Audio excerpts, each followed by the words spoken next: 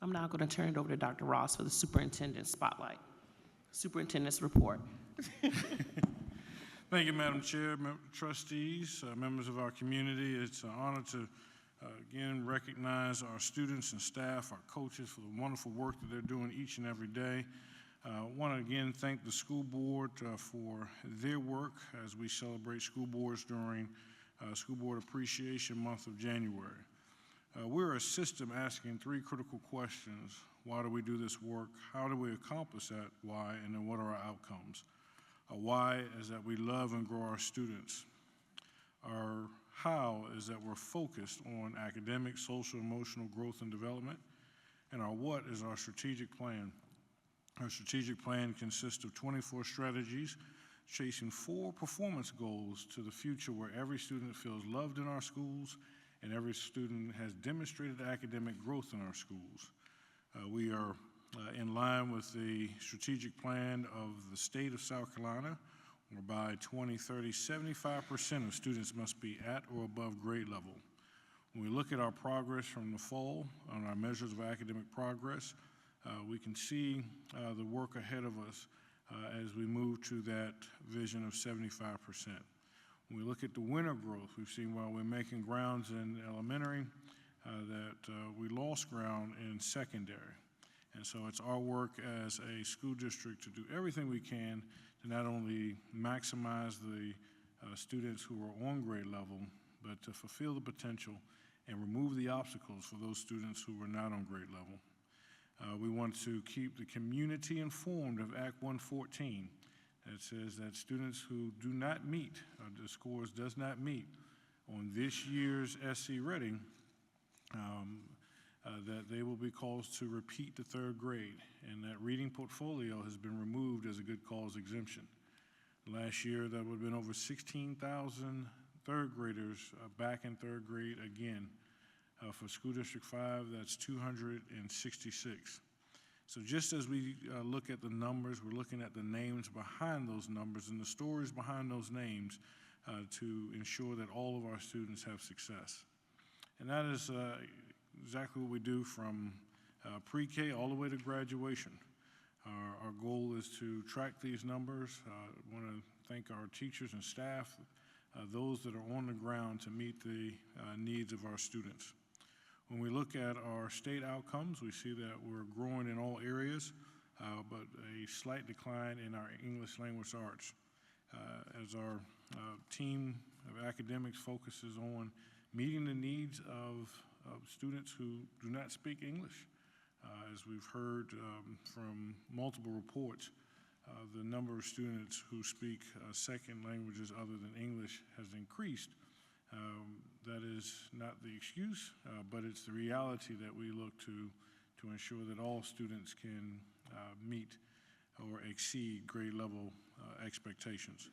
So to do this, the administration puts forth these 3 administrative priorities: supporting our classrooms and those teachers and student needs within the classroom, teacher recruitment and retention, and really excited about what's before the board tonight in terms of hiring brand new teachers to our field and our district.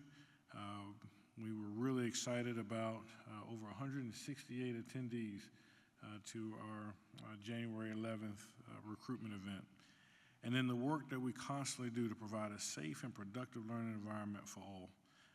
So this could not happen without so many, but including the financial ends that make everything move. So at this time, I'm going to ask our CFO, Ms.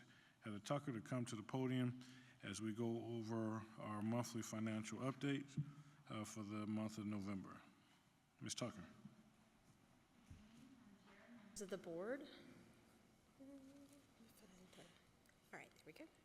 So come before you tonight with our monthly financials for the month ending November 30th, 2024. Here before you is our summary for our revenue. Excuse me. Through November, we were about 40% of our way through the year, but you can see our largest line there, our property taxes, is only at about 18%. We see this slowly start to tick up in November and December, and then we'll start to see our property taxes coming in as we move into the beginning of 2025. We are right on track with where we were at this time in 2023 at about 31.8% of our revenue brought in, and so far year-to-date, we are at $76.5 million.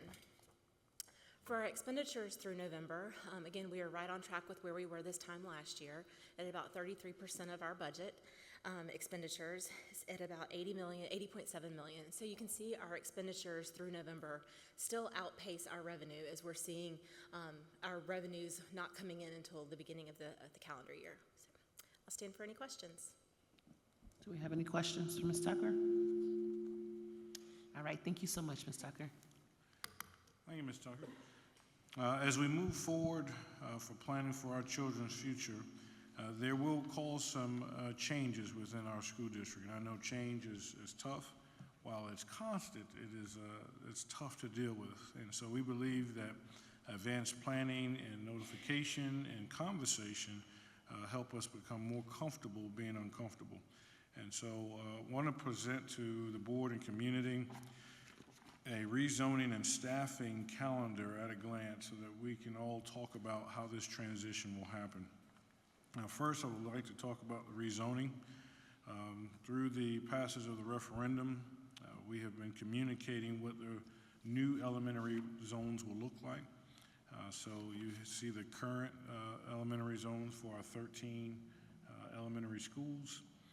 It's important to look at the elementary schools because that shows how the feeder system works as we move to our new zones. These new zones will take effect on July 1, 2026 for the 26-27 school year.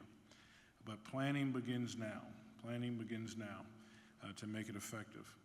Why is it so important to plan early? This is our current educational structure. This educational structure has a lot of different grade structures within it and a very unique flow chart in terms of what happens at Crossroads Intermediate School. And so as we transition from this format or this educational structure to this educational structure, it will require that we make sure that program, staffing, and certification are also in line. That begins now. The goal is to make sure that our staff preferences are met as we make this transition. In order to meet the preferences of the transition for our staff, their preferences, where they want to be to have their input, we need to start early to compile that data. This is not anything you can wait to the year before or even a few months before. It must happen now. So I want to just kind of at a glance look at these 3 years, 24, 25 that we're in, 25, 26, and when the rezoning begins, 26, 27. You really need to take a 3-year lookout view in order to make this work. There's a red dot on the month of May. That date is important because that's the date where we're going to survey the preferences of all of our staff, close to 2,000 or close to 2,000 staff members. We need their input in order to make their preferences the priority. And so in order to gather that, this is a large data mining field. So we're starting in January. So I want to drill down a little bit on what are we asking of our teachers in May when they get this survey. And they will, from now to May, get more feedback in on the survey and what's going to be included. But I want you to see kind of the things that we are going to include on them. It's important to know that we looked at some other districts that were going through this change in intermediate schools to middle schools. There are a lot of lessons learned, and when you shift an intermediate to a middle and you rezone. So we looked at districts who have went through this and see what were their lessons learned. One of the things that was important for them is to start with student enrollment projections. And so we will use the projections. Those projections show us the latest data on where we would think the number of students, or we best believe the number of students will be in 26, 27. So those projections are driving the basis of our staffing decisions.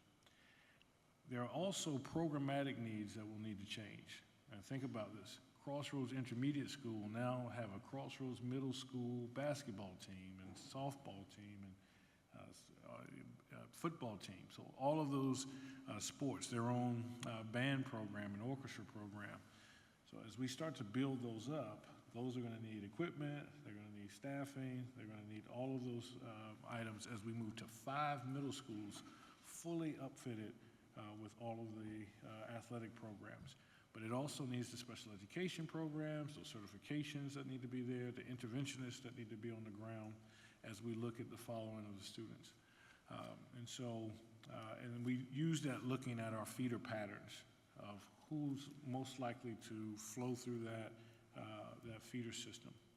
So the staff input survey is going to be critical to help us mine this data to make sure that this rotation is very considerate of the students' needs, the teachers and the staff needs. I want to make very clear that this is not a blind, we're taking people and placing them. We are looking at the preferences of the faculty and staff so that we can make this move as amenable as possible.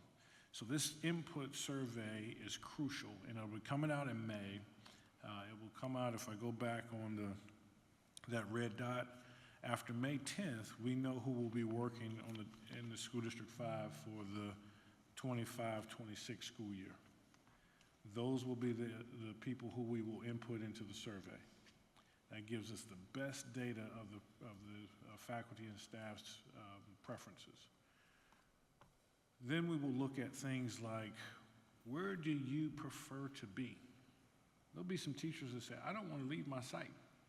I've been here 20 years, 15 years, 5 years. I want to be here at this site. We need to know that. I prefer this grade level. You know, I wasn't elementary experienced, but there's a big difference between 3rd grade and 1st grade in terms of teaching preferences. We want to know that by the teacher. Considerations for your children or the staff. Understanding in the flow, where will your children be, and then you want to be in proximity to them. That's important to know. The big one is number 3, experience and certifications. And I want to say this, I'll use Crossroads as an example. Crossroads will be, and Dr. Turner, correct me if I'm wrong here, Crossroads will be going from an intermediate where we have elementary certification and secondary to secondary only, where only secondary certification will be. So you may have staff who are elementary certified at Crossroads or Chapin Intermediate, for example, and they want to stay at that site. Well, it's important for us to know now so that we can pay for that certification upgrade for the summer 25 and the summer 26. And that way, they are certified to be at that site when we rezone in fall 26. So we need to know that information now so that if they say, I want to stay at this site when it transitions from Crossroads Intermediate to Crossroads Middle, and the district is going to pay for that, those 2 summers of certification. But all of that needs to be mined as soon as possible. Diverse experience across grade levels, kind of just looking to make sure that we have a balance of experiences. We're looking at open positions. I want to ease some of the anxiety. Will I be pulled to a place that I want? Your preference is where we're starting with. But to understand that we pull from vacancies. For example, on the packet tonight are 17 teachers who they haven't signed for a location. They just signed for the district.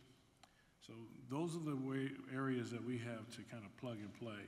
But knowing the preferences of the teacher helps us plan. We're going to be looking at their proximity to their work location. Our district is spanning from Piney Woods to Piney Grove, and we want to make sure that if, it's better for you to be on one end of the district for your personal reasons, we need to know that. Family relationships in the district are important. And then another one that we have teachers who work with staff very well. So I may have a teacher and a teacher's assistant, and they've been working together for 12, 15 years. We want to make sure those relationships are important. Then we've considered that. And so all of that it's a lot of information, and we want to start to prepare how to collect that. So here's our calendar. In February, we'll be doing the enrollment projections for 26-27. We have our what's called Director's Cut, which will be the directors of the district looking at special education, athletics, elective programs, instructional supports. They're really setting the structure for the rezoning and staffing. In May, the faculty staff survey will go out, and that's where we will get the information. June, we'll look at preliminary projections based on those student enrollments. In July, August, and September, our coordinator teams will now begin the placements based on those preferences. It'll take a large group of coordinators 3 months to mine through all of that survey data. Check for understanding, updates, and those things. In October of next year, I'll do a communication of how that process went out, what we found from those surveys. We will meet with the principals in November, give them their final staffing in December, and this time next year, we will be issuing out those surveys. In order to make this time next year, we have to start now. And so that's why we're starting early, but I want to ease any, if there is any anxiety about them having no input. That is contrary to the reality. We're taking this time so that they have as much input as possible. If you look, when we do the staffing assignments, right under it, there's the regular process for transfers. So even if I get an assignment that I don't like, it lines up with our regular transfer process. So there's so much opportunity for our staff to have control of this process. But if you're at a place that you want to stay, we just need to know that. If you're at a place that you want to transition, we need to know that, and that'll allow us to move from there. So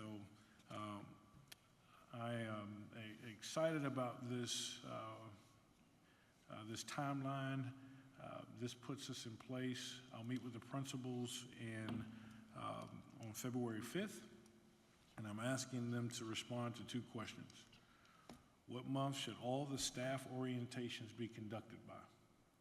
So if you said, I wanted to move to X school, you've been in Y school for a long time, you're not new to the district, but you'll be new to that school.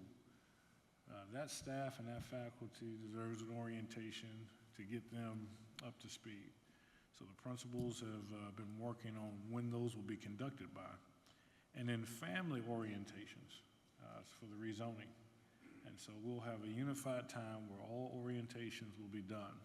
And our goal is that all of that is in place before July 1, 2026.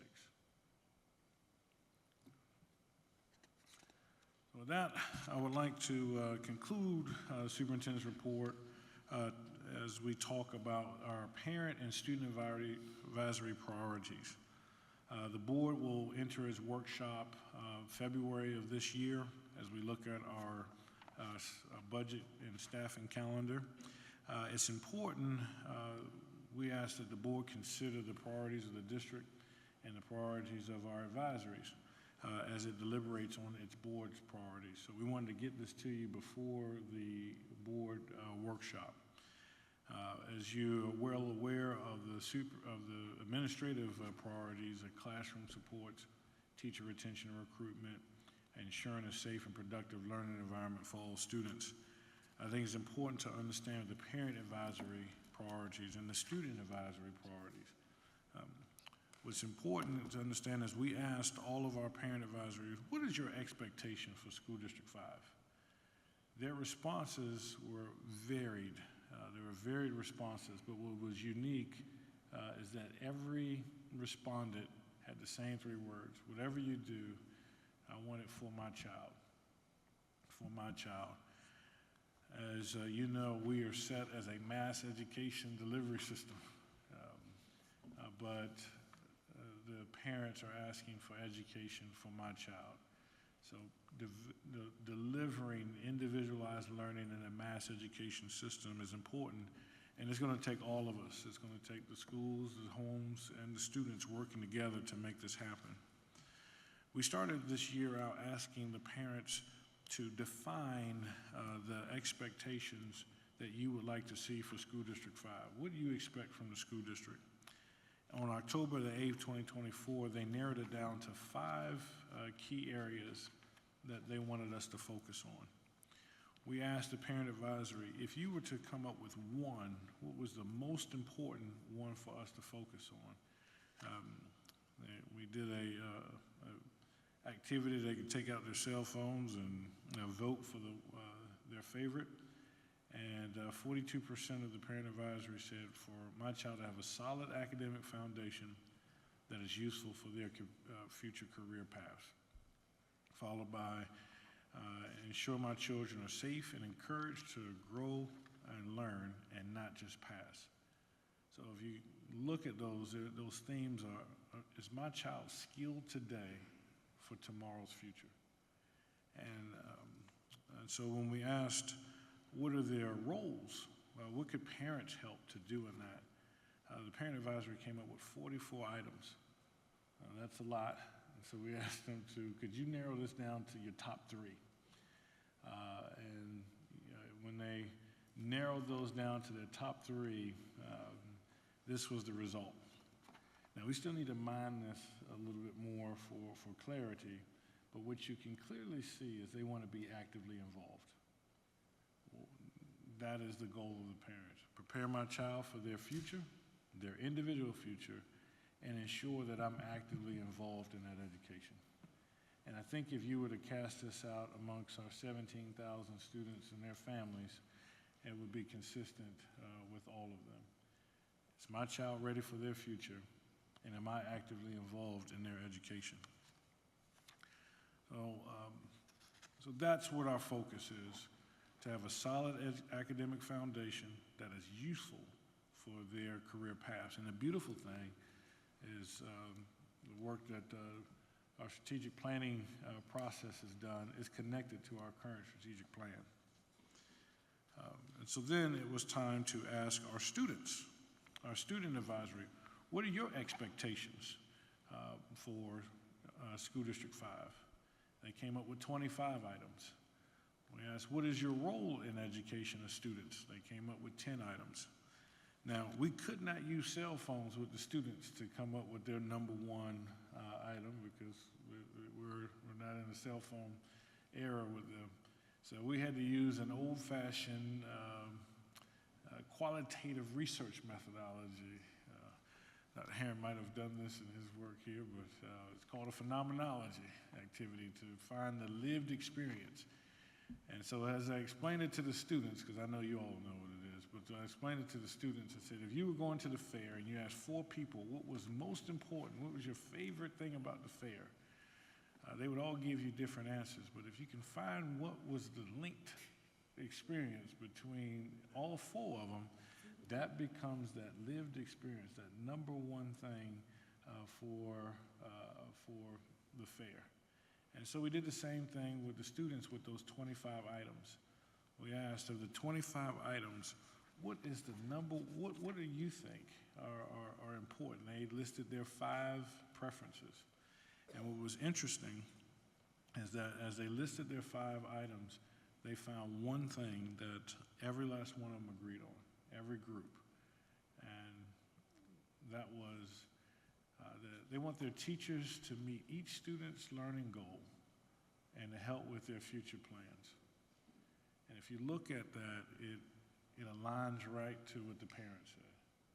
They want each of their teachers to know their strengths and weaknesses and align that with their future plans. And so the students said at the end of their consensus that we all have different goals as students. That's consistent with what the parents said, right? But if schools assist students with identifying strengths and weaknesses, the students felt like they would be involved, they would take advantage of the opportunities, and they would be self-driven. And so as the board considers its priorities for the coming year in our budget, I wanted you to consider this advisories from the parent and the student advisories about their priorities. Do you know me? Do you know my strengths and weaknesses? And am I prepared today for tomorrow's endeavors? And so I submit that as the superintendent's report.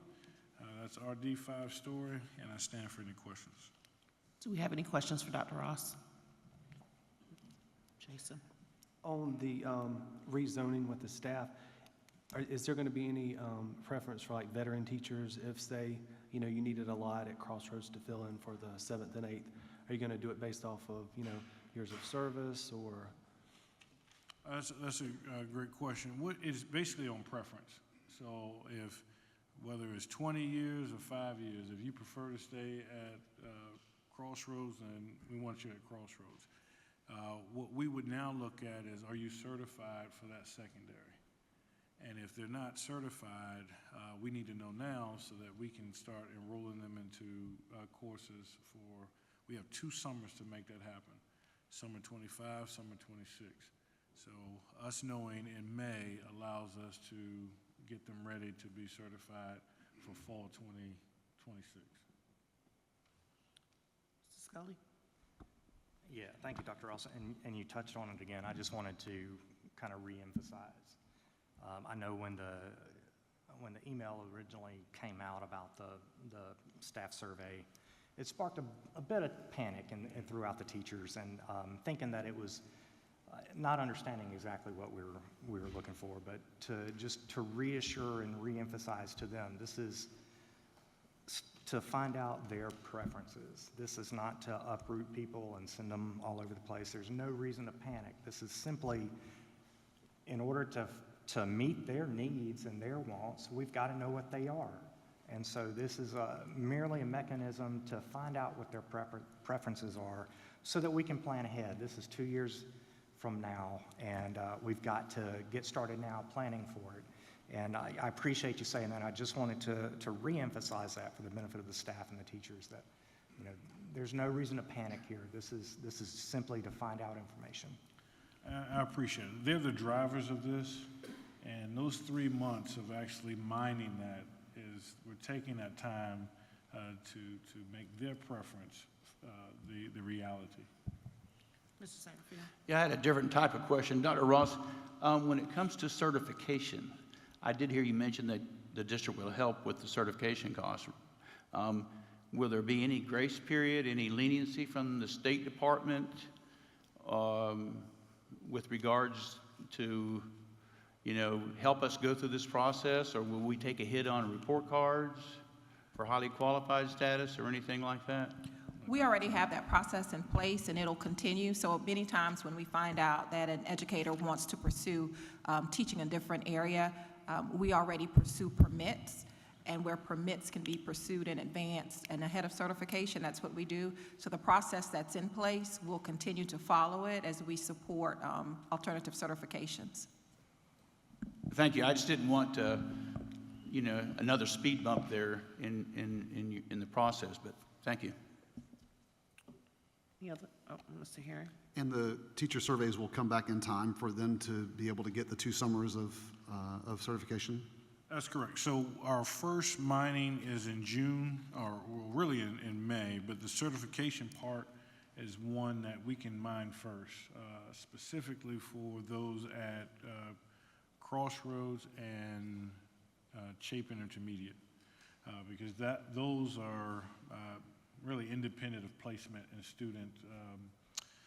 student enrollment. That is, I want to stay at this site, and I'm elementary certified, I want to be secondary certified.